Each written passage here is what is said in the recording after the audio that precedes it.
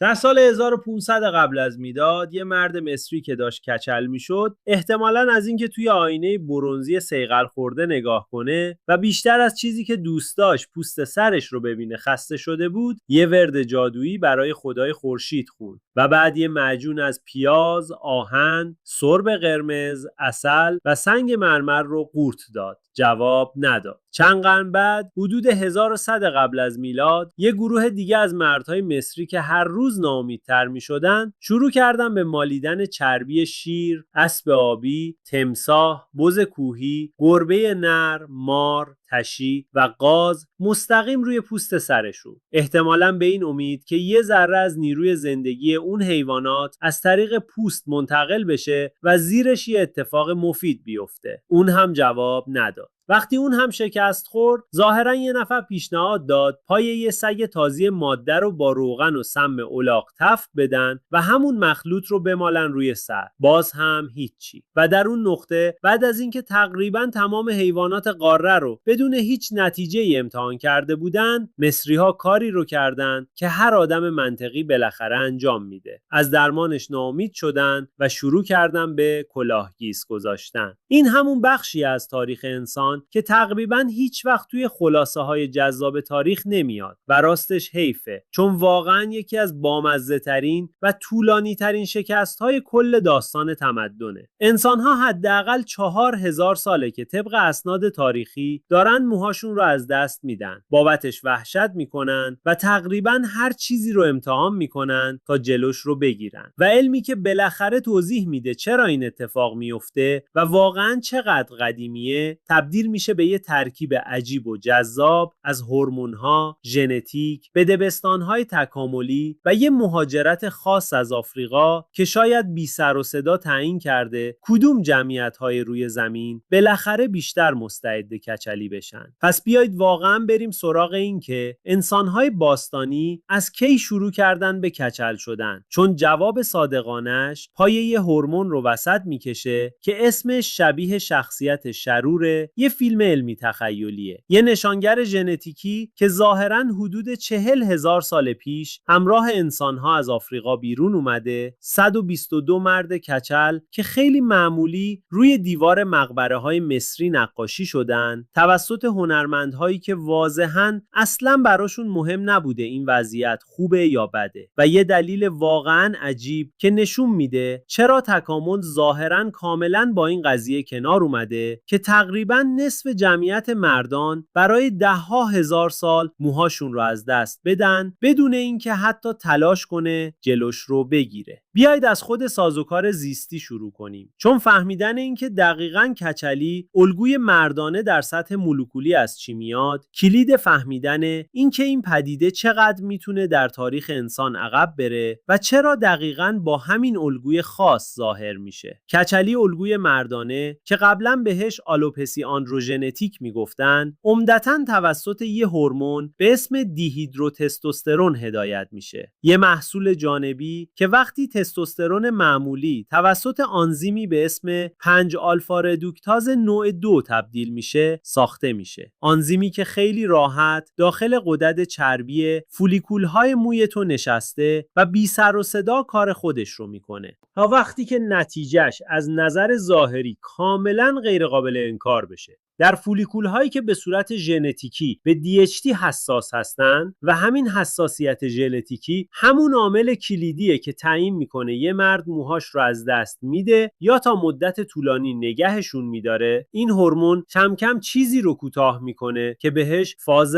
آناژن میگن، یعنی دوره فعال رشد هر تار مو. این باعث میشه فولیکول در چرخه های رشد تکراری آروم آروم کوچیک‌تر بشه تا جایی که بالاخره به جای موی ضخیم، رنگدار و کامل فقط موهای خیلی نازک، تقریبا نامرئی و کرکی تولید کنه. حالا همین اتفاق رو روی تعداد زیادی فولیکول تصور کن، مخصوصا در شقیقه ها و فرق سر، در حالی که موهای کناره ها و پشت سر با لجاجتی تقریبا مسخره دست نخورده باقی میمونن. نتیجهش میشه همون خط موی عقب رفته کلاسیک و کم پشت شدن فرق سر که در موارد پیشرفته تر آخر آخرش فقط یه نوار نعلسبی از مو دور پشت و دو طرف سر باقی میذاره. الگویی که تقریباً در تمام فرهنگ‌های زمین فوراً قابل تشخیصه. دلیل اینکه کناره‌ها و پشت سر سالم میمونن اما بالای سر کم کم نازک میشه به توزیع گیرنده‌های آندروژن در بخش‌های مختلف پوست سر مربوطه. فولیکول‌های بالای سر و جلوی سر گیرنده‌های آندروژن خیلی بیشتری دارن نسبت به فولیکول‌های کناره‌ها و پشت سر و همین باعث میشه خیلی بیشتر به اثر کوچیک کننده DHT حساس باشن. این توزیع نابرابر خودش ژنتیکی تعیین میشه و برای همینه که الگوی ریزش مو از یه مرد کچل به مرد کچل بعدی بدون توجه به اینکه کجای زمین زندگی میکنه یا به چه فرهنگی تعلق داره انقدر شبیه و قابل پیش بینیه. الگوی نعلسبی بدشانسی تصادفی نیست. یه نتیجه دقیق و قابل پیش بینی از ژنتیک در سطح فولیکوله که روی هر پوست سر مستعدی که تا حالا وجود داشته تقریباً به همون شکل اجرا شده. این هم یه جهش ژنتیکی نادر نیست که فقط یه اقلیت بدشانس از مردها قرعه بدش رو کشیده باشن. پژوهشی که بیش از 205,000 مرد رو بررسی کرده نشون داده این وضعیت شدیداً ارثیه و پژوهشگرها تخمین زدن حدود 62% از تفاوت‌ها در کچلی الگوی مردانه مستقیماً به ژنتیکی برمیگرده که از خویشاوندان نزدیک در شجره خانوادگی منتقل شده. یه مطالعه ژنتیکی عظیم در سال 2018 که در نیچر کامیونیکیشنز منتشر شد، بیش از 600 جایگاه ژنومی متفاوت مرتبط با این ویژگی رو شناسایی کرد. از جمله یه خوشه خیلی قوی روی کروموزوم X که مشخصاً از سمت مادر به ارث میرسه و دقیقاً به همین دلیله که اون باور قدیمی که کچلی از طرف خانواده مادر میاد واقعاً یه پشتوانه ژنتیکی هم داره. یعنی این فقط یه خرافه خانوادگی نیست که عموها توی مهمونی‌ها تعریف کنن تا تقصیر رو بندازن گردن یه نفر. به بیان ساده‌تر این یه ویژگی عمیقاً چندژنیه، ساخته شده از صدها تغییر ژنتیکی کوچک که در ترکیب‌های پیچیده با هم کار میکنن. نه یه ژن نمایشی و منفرد کچلی که مثل کلید برق روشن و خاموش بشه فقط چون توی قرعه کشی ژنتیکی بدشانسی آوردی. حالا اینجاست که از نظر تکاملی قضیه واقعاً جالب میشه، چون پژوهشگرهایی که این ویژگی رو در جمعیت‌های مختلف جهان بررسی کردن به چیزی رسیدن که باید فوراً ابروت رو بالا بندازه.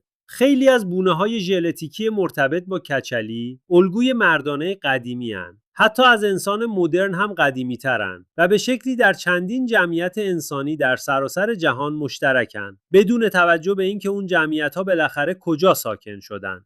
اما فراوانی واقعی این گونه ها، یعنی اینکه در یک جمعیت مشخص چقدر رایجن، بسته به تبار به شدت فرق میکنه. در جمعیت‌های با تبار اروپایی خیلی بیشتر دیده میشن و در جمعیت‌های شرق آسیا خیلی کمتر. حتی وقتی مردهایی با سن یکسان و شرایط زندگی مشابه رو مقایسه کنیم. این توزیع نابرابر جهانی باعث شده بعضی پژوهشگرا یه نظریه واقعاً جذاب مطرح کنن درباره اینکه کچلی الگوی مردانه به شکل رایج و گسترده‌ای که امروز میشناسیم دقیقاً کی و کجا به عنوان یه پدیده مشخص به وجود اومده. طبق گفته چارلز رایان، نویسنده کتاب پارادوکس مردانگی، با بررسی توزیع قومی و ژنتیکی افراد دچار کچلی الگوی مردانه کنار الگوهای مستند مهاجرت انسان‌های باستانی در سراسر جهان طی ده‌ها هزار سال، پژوهشگرها میتونن بعضی نشانگرهای ژنتیکی این وضعیت رو به جمعیت‌هایی وصل کنن که از گروه‌های مهاجر به اروپا یا خاورمیانه منشأ گرفتن. چون این نشانگرهای خاص به طور قابل اعتماد در جمعیت‌های اروپایی دیده میشن، اما در خیلی از جمعیت‌های آسیایی و آفریقایی که اون مسیر خاص رو طی نکردن تا حد زیادی غایبن، نتیجه‌ای که مطرح میشه اینه که جهش‌های ژنتیکی خاصی که این نسخه مشخص از کچلی الگووار رو ایجاد کردن، احتمالاً بعد از مهاجرت انسان‌های اولیه از آفریقا به اروپا ظاهر شدن. رویدادی که پژوهشگرها معمولاً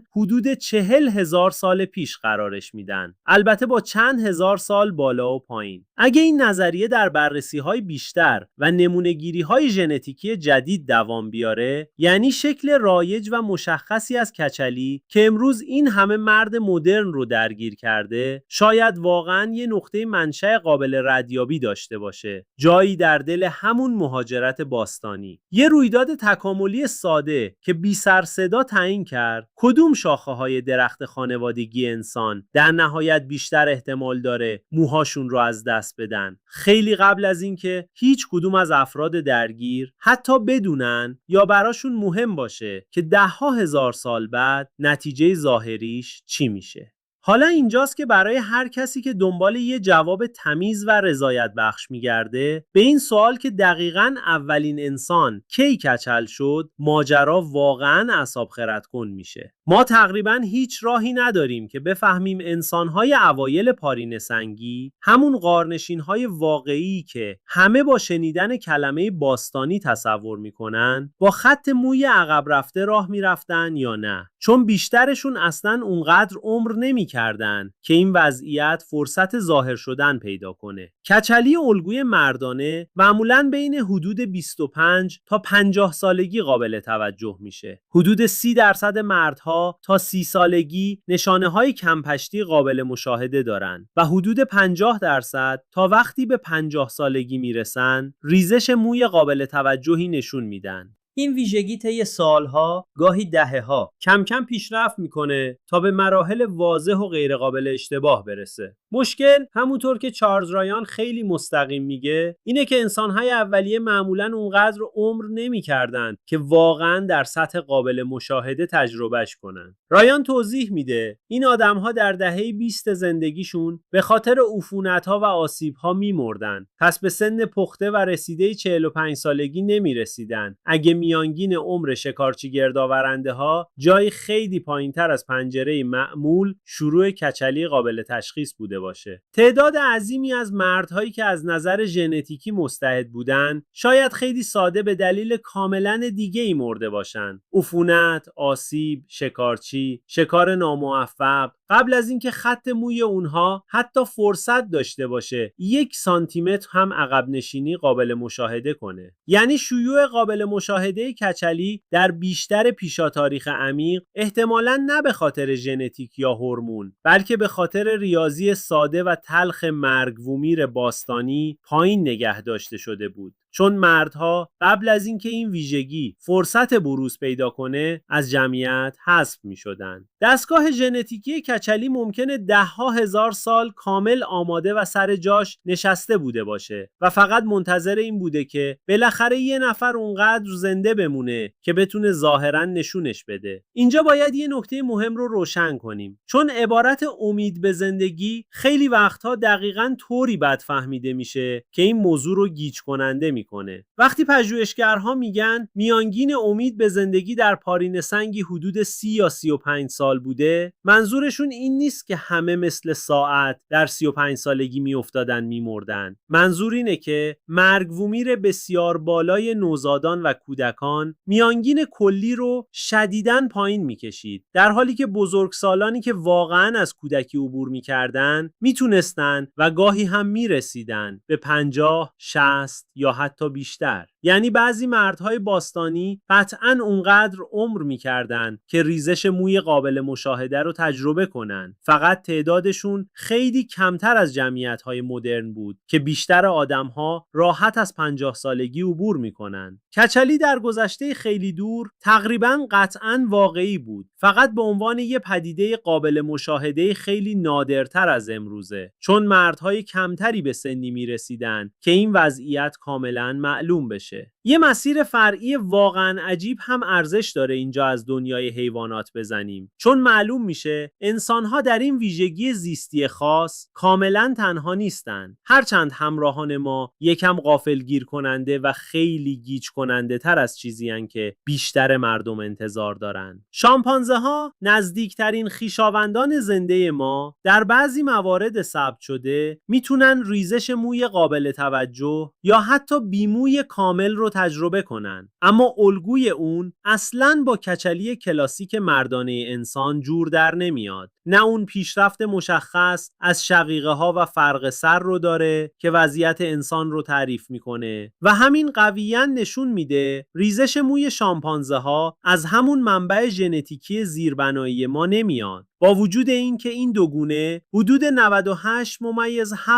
دی ان ای مشترک دارند. پژوهشگرها این رو بیشتر به عنوان موردی از تکامل موازی توصیف میکنن. یعنی یه نتیجه کلی مشابه، ریزش مو که مستقل از هم از مسیرهای تکاملی کاملا جداگانه در دو گونه مرتبط اما متفاوت به وجود اومده. مثل اینکه هم پرندگان و هم خفاشها بالهای کارآمد تکامل دادن بدون اینکه هیچ جد بالدار مشترکی در درخت خانوادگیشون وجود داشته باشه. ماکاک ها هم در موارد ثبت شده دچار ریزش مو میشن، اما از نظر ژنتیکی خیلی دورتر از شامپانزه ها به انسانن و کچلی اونها ظاهراً دست کم تا حدی به رفتار کندن مو بر اثر استرس مربوطه، نه به کوچیک شدن فودیکول ها بر اثر هورمون که در مردان انسان میبینیم. مهمتر این که در ماکاک ها این وضعیت تقریباً با نرخ مشابه در نرها و ماده ها دیده میشه که به پژوهشگرها میگه تقریباً قطعاً با سازوکار زیربنایی کاملاً متفاوتی کار میکنه نسبت به فرایند مشخصاً آندروژنی که در مردان انسان وجود داره. در همین حال گوریل ها و اورانگوتان ها، یعنی بقیه خویشاوندان نزدیک ما از میمون های بزرگ، معمولاً اصلاً ریزش موی پوست سر رو به شکل الگویی قابل مقایسه و قابل تشخیص تجربه نمی‌کنن و همین کل تصویر مقایسه‌ای رو خیلی شلوغ‌تر و جالب‌تر می‌کنه از یه داستان ساده و تمیز که بگه همه نخستی‌ها بالاخره از همون مسیر ارثی یکسان کچل میشن. هر فشار تکاملی خاصی که نسخه منحصر به فرد انسانی این ویژگی رو تولید کرده ظاهراً تا حد زیادی مستقل از چیزی عمل کرده که در بقیه شاخه‌های خانواده گسترده نخستی‌های ما جریان داره. پس چرا تکامل اجازه داده چنین ویژگی ده‌ها هزار سال باقی بمونه وقتی از دست دادن مو حداقل در ظاهر خیلی به نظر نمیرسه که به کسی کمک کنه بهتر زنده بمونه یا بیشتر تولید مثل کنه؟ اینجاست که از نظر ژنتیکی ماجرا واقعاً جذاب میشه، چون همون مطالعه ژنتیکی سال 2018 که بیش از 600 جایگاه ژنتیکی مرتبط رو نقشه برداری کرد یه چیز پیدا کرد که واقعاً ارزش مکث داره. کچلی الگوی مردانه همبستگی‌های ژنتیکی قابل اندازه‌گیری با چند ویژگی دیگه نشون میده، از جمله شروع زودتر بلوغ، افزایش تراکم معدنی و استخوان و بعضی جنبه‌های مشخص عملکرد سلول‌های بتای پانکراس. پژوهشگرها حتی یه شیب انتخابی خطی تخمینی مرتبط با این ویژگی محاسبه کردند که نشون میده شاید اثر خیلی کمی اما از نظر آماری قابل اندازه‌گیری روی شایستگی تولید مثلی کلی در جمعیت‌های بزرگ داشته باشه. این ما رو به سمت چیزی میبره که پژوهشگرها بهش میگن پلیوتروپی، یعنی یه ژن یا خوشه‌ای از ژن‌ها چند ویژگی ظاهراً نامرتبط رو همزمان تحت تاثیر قرار بدن، نه اینکه کچلی یه اشتباه ژنتیکی جدا، بی هدف و بی ربط باشه که همینطوری در ژنوم شناور مونده باشه. اگه همون دستگاه ژنتیکی که مسئول نازک شدن تدریجی موی سر هست به مسیرهای هورمونی هم بست باشه که مستقیما در بلوغ جنسی زودتر، رشد استخوانی قوی‌تر یا عملکرد متابولیک نقش دارن، کاملا ممکنه هر مزیت تولید مثلی کوچیکی که همراه اون ویژگی‌های مفیدتر اومده به اندازه کافی قوی بوده باشه که ژن‌های مرتبط با کچلی رو نسل بعد از نسل فعالانه در جمعیت نگه داره، حتی اگر خود ریزش مو هیچ سود مستقیم بقایی یا تولید مثلی نداشته باشه. از این زاویه تکامل احتمالاً اصلاً مشخصاً کچلی رو انتخاب نکرده. خیلی ممکنه داشته یه چیز کاملاً دیگر رو انتخاب می‌کرده. یه چیز واقعاً مفید که در همان شبکه ژنتیکی پنهان بوده و نازک شدن مو فقط همراهش سوار شده. یه عارضه جانبی ناخواسته و هورمونی که نمیشد از بسته جداش کرد بدون اینکه چیزهای خوب هم همراهش از دست برن. یه دلیل ساده‌تر، معمولی‌تر اما کاملا معتبر دیگه هم هست که این ویژگی اینقدر قابل اعتماد طی نسل‌های بیشمار باقی مونده و ناپدید نشده. این ویژگی عمدتاً وقتی خودش رو کامل نشون میده که سالهای اصلی تولید مثل مرد تا حد زیادی گذشته. چون انتخاب طبیعی خیلی سخت‌تر میتونه ویژگی رو حذف کنه که فقط بعد از اینکه فرد بچه‌دار شده و ژن‌هاش رو منتقل کرده کامل ظاهر میشه. ژن‌های کچلی فشار تکاملی خیلی کمی برای حذف شدن از جمعیت دارن. فرقی هم نداره خود مردها این ویژگی رو از نظر شخصی جذاب بدونن یا نه. این ژن‌ها خیلی ساده از فیلترهای تکامل رد میشن، چون اونقدر دیر در زندگی ظاهر میشن که عملاً روی اینکه فرد تولید مثل کرده یا نه تأثیر جدی نمیذارن و تا اون موقع آسیب ژنتیکی، اگه بخوای اینطوری صداش کنی، از قبل اتفاق افتاده و به نسل بعد منتقل شده. حالا برگردیم به خود شواهد باستانشناسی، چون اینجاست که داستان بالاخره یه مدرک واقعی، قابل لمس و محکم تولید میکنه، نه فقط حدس نظری و مدل سازی ژنتیکی. و این مدرک از جایی میاد که شاید فوراً انتظارش رو نداشته باشی. دیوار مقبره‌های مصر باستان. در سال 2019 استاد مصرشناسی سمر کمال شواهدی از 122 مرد کچل ثبت کرد که روی دیوار مقبره‌های خصوصی مصری نقاشی شده بودند، مربوط به حدود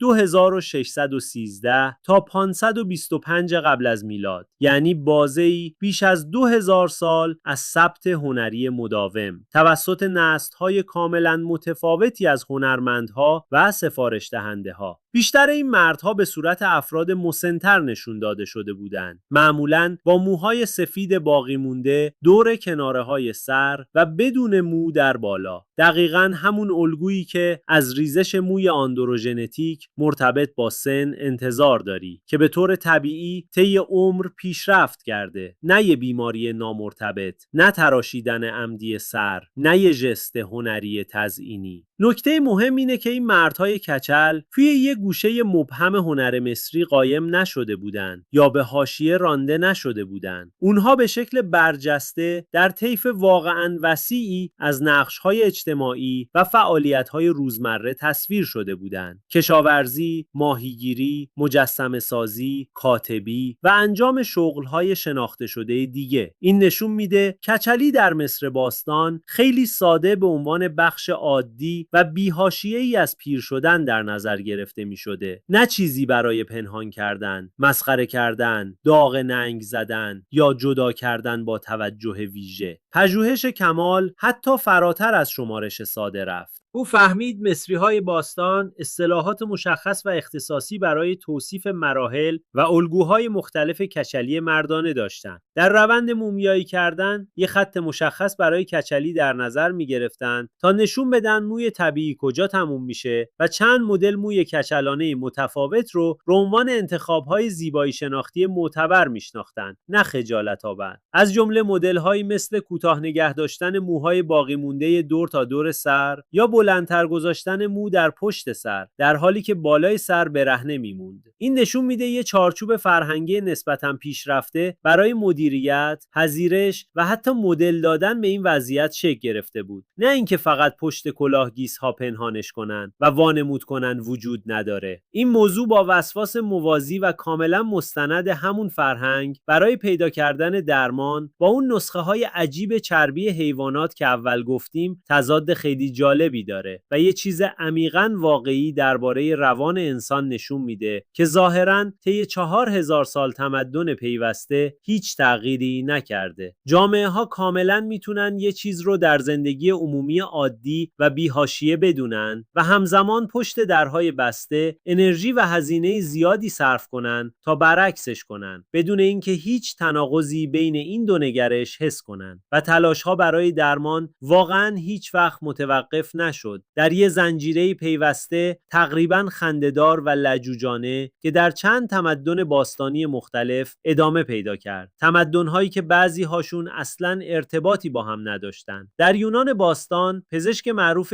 هیپوکرات که حدود 460 قبل از میلاد به دنیا آمده بود، طبق گزارش‌ها معجونی از ترب کوهی، زیره، تریاک، چغندر، ادویه‌های مختلف ناشناس، فضله کبوتر و گزنه رو مستقیما روی پوست سر خودش میمالید. احتمالاً چون شخصاً خیلی انگیزه داشت ببینه این چیز واقعاً روی خودش جواب میده، نه فقط روی یه بیمار. جواب نداد. البته هیپوکرات یه مشاهده بالینی واقعاً مهم انجام داد. مشاهده‌ای که حدود 2000 سال طول کشید تا علم کامل توضیحش بده. او متوجه شد خواجه‌ها، یعنی مردهایی که قبل از بلوغ اخته شده بودن، هیچ وقت کچل نمیشن. این مشاهده هر چقدر هم در زمان خودش ساده به نظر می رسید، در واقع اولین تشخیص ثبت شده از ارتباط هورمونی بین تستوسترون و ریزش مو بود. ارتباطی که قدرت‌شناسی مدرن تازه در میانه قرن 20 کامل بازش کرد. هیپوکرات الگو رو درست دیده بود، فقط نمیتونست توضیح بده چرا وجود داره و تلاش‌هاش برای درمانش با فضله کبوتر نشون میده احتمالاً خودش هم دقیق نمیدونسته با اون مشاهده باید چی کار کنه. در روم باستان جولیوس سزار سالها دنبال راه‌های عملی برای پنهان کردن کم‌پشت شدن موهای خودش بود تا اینکه بالاخره تاج برگبو معروفش رو به عنوان یه راه حل نسبی و هوشمندانه برای پوشوندن انتخاب کرد. در کنار چیزی که تاریخ‌دان‌ها توصیفش می‌کنن به عنوان اولین کمپ آور مستند در کل تاریخ ثبت شده، یعنی موهای باقی مونده پشت سرش رو بلند می‌کرد و با دقت به سمت جلو شونه می‌زد تا جای خالی بالای سرش رو بپوشونه. گفته میشه کلئوپاترا هم نسخه درمانی خودش رو بهش پیشنهاد کرده بود، شامل موش آسیاب شده، دندان اسب و چربی خرس، که قابل پیش بینیه هیچ نتیجه قابل مشاهده‌ای نداشت. قرنها بعد لویی 14 فرانسه بعد از اینکه به خاطر یه بیماری شدید موهای خودش رو از دست داد، نه به خاطر کچلی الگوی معمول، دوره کامل کلاهگیس‌های عظیم و پیچیده رو در دربار فرانسه مد کرد. بعضی از اونها طبق گزارش‌ها تا حدود 9 کیلو وزن داشتند و در چند مورد خیلی افراطی حتی قفس‌های داخلی با پرنده‌های زنده واقعی داخلشون کار گذاشته شده بود که دقیقاً شبیه راه حلیه که وقتی بهش میرسی که هر گزینه دیگه قبلا امتحان شده و با شکستی تماشایی خراب شده. چیزی که در کل این زنجیره بیوقفه از راه حل‌های شکست خورده واقعا قابل توجهه، از مصر باستان تا یونان، روم و دربارهای سلطنتی اروپای اوایل دوران مدرن، اینه که خیلی واضح نشون میده کچلی الگوی مردانه یه اضطراب مدرن نیست که تبلیغات شامپو و مکمل‌های ضد ریزش مو برای مردهای ناامن در حال اسکرول گوشی اختراعش کرده باشن. این یه مشکل شناخته شده، ثبت شده و عمیقاً پایدار انسانی بوده، حداقل برای 4000 سال تاریخ مکتوب پیوسته که یه تاریخ بلند از درمانهای شکست خورده تولید کرده، درمانهایی که در تمدن‌هایی بدون ارتباط با هم دیده میشن و همه مستقل از هم به یه نتیجه بنیادی رسیدن: کچلی آزاردهنده است و انسان‌ها برای درست کردنش واقعاً هر کاری میکنن، از سم الاغ و فضله کبوتر گرفته تا بستن پرنده زنده روی سر. پس انسان‌های باستانی واقعاً از کی شروع کردن به کچل شدن؟ دستگاه ژنتیکی پشتش ظاهراً واقعاً باستانیه. خیلی از گونه‌های ژنتیکی زیربنایی حتی از انسان مدرن قدیمی‌ترن و در تاریخ عمیق تکاملی که به طور کلی در خانواده گسترده نخستی‌ها مشترک ریشه دارند. حتی اگر الگوی مشخص انسانی از مسیر تکاملی مستقل خودش به وجود اومده باشه، جدا از چیزی که در شامپانزه ها، گوریل ها یا ماکاک ها اتفاق میفته، نشانگرهای ژنتیکی مشخصی که مسئول شکل رایج و گسترده کچلی الگوی مردانه امروزیان به احتمال زیاد به یه تغییر جمعیتی برمیگردن که زمانی بعد از مهاجرت انسانهای اولیه از آفریقا به اروپا و خاورمیانه حدود 40,000 سال پیش رخ داده و حساسیت هورمونی به DHT رو در ژنوم انسان جا داده. حساسیتی که از اون زمان تا امروز بی سر صدا همراه انسان اومده، صبورانه منتظر مونده تا حاملهاش اونقدر عمر کنن که بالاخره خودش رو نشون بده. اینکه انسان‌های اوایل پارینه سنگی واقعاً در مقیاس قابل توجهی کچلی قابل مشاهده داشتن یا نه، با شواهد موجود واقعاً غیر قابل دانستنه. احتمالاً به خاطر امید به زندگی به شدت کوتاه تا حد زیادی پنهان میمون، چون خیلی کم پیش میومد کسی اونقدر عمر کنه که کچلیش واضح دیده بشه. اما تا وقتی تمدن مصر باستان کنار نیل شکل گرفت، این ویژگی کاملاً به اندازه‌ای رایج بود، به اندازه‌ای شناخته شده بود و به اندازه‌ای ارزش ثبت داشت که روی بیشتر از 100 دیوار مقبره در طول 2000 هنر